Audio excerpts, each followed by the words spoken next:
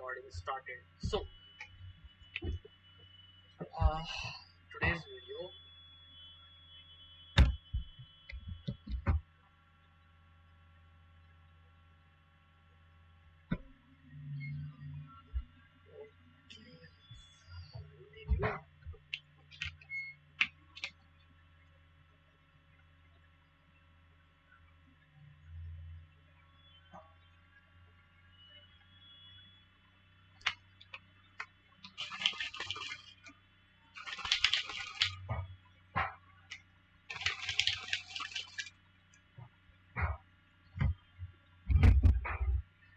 Hello, all of you guys.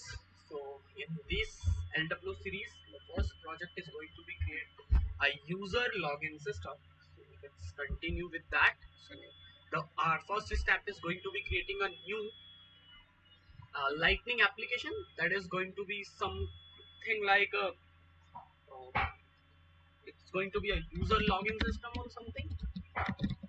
User login system. So, I'll keep it as Lightning out dependency app. I'll add this over here. Submit it now. Let's see that. Okay. Add as LDS Lightning application. What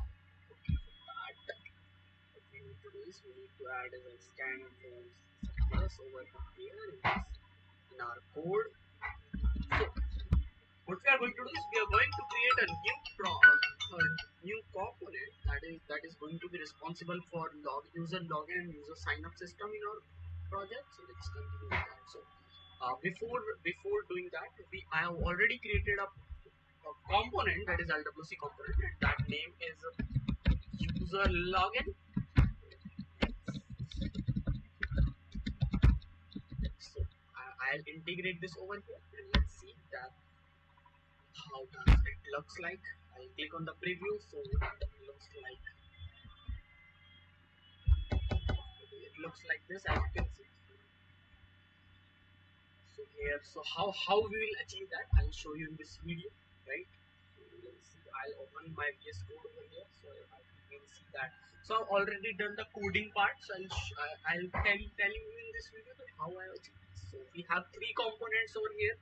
The one is user login that we have integrated over here, and the next is going to be the user sign up component. This component is going to be responsible for the sign up of a new user, and this is the login component. This is going to be responsible for login of a user that already exists in our database, right? Okay. One more thing. So okay, let me. Okay.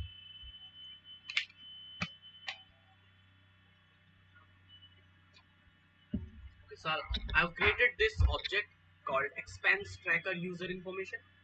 This is a simple object, that's it, it's custom object. Okay, so in fields and relationships, I have created 4 new fields. The one is email.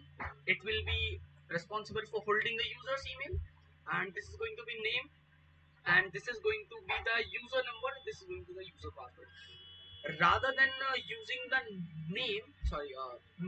text part, I have used a user number.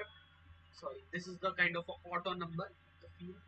Okay, so this is responsible for whenever I will create a new record in our database, it will be automate itself as a 001, 002 or something like that. And these 4 fields are responsible for holding the user information. So I'm going to create a new more field that is going to be something active.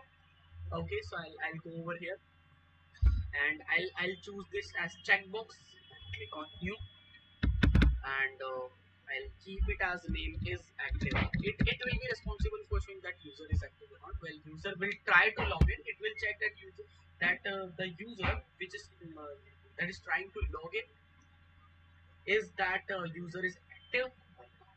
So I'll click on the next. Now it is asking me for the permissions. It will be visible for all the profiles. I'm not making it complex. I'll give all the permission to all the users profiles. I'll click on the save and that's it.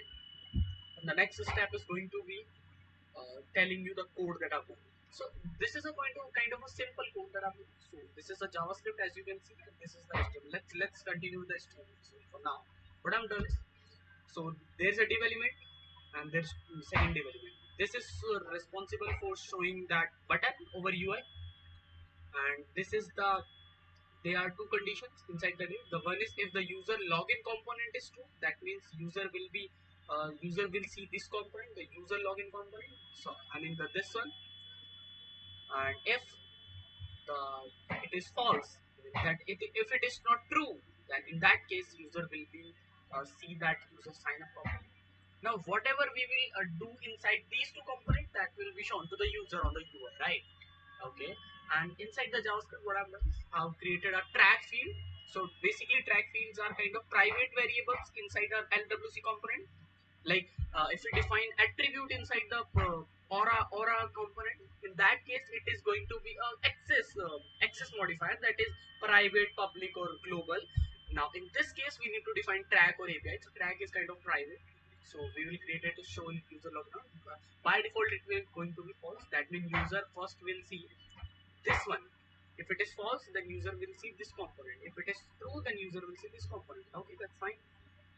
And I've created a new button tag that is already have an account for now. Like if I'm putting it false, that then user will see the sign up component. If the user has the sign up component, user will see one more message that is already have an account. If user will click on that button, user will redirect to the login component. And this is the connected callback. So for now I don't need any kind of API call or something for that, so I'm keep it blank.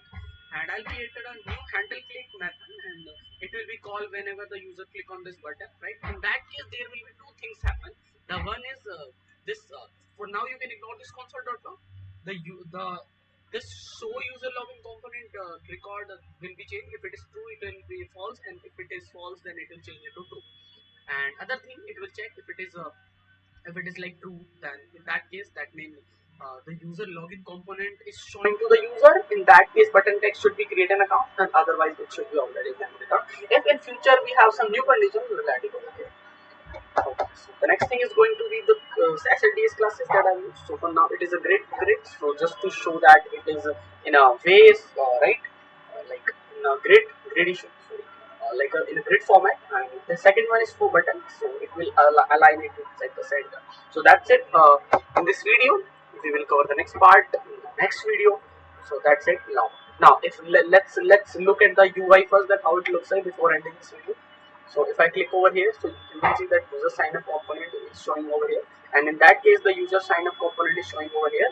So there will be button that says already have an account. If user click over here, it will redirect to the user login component, and the button text will also be changing.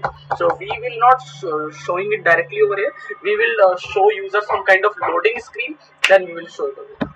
So let's see that how we can achieve that. In next video we'll look at it. Thank you.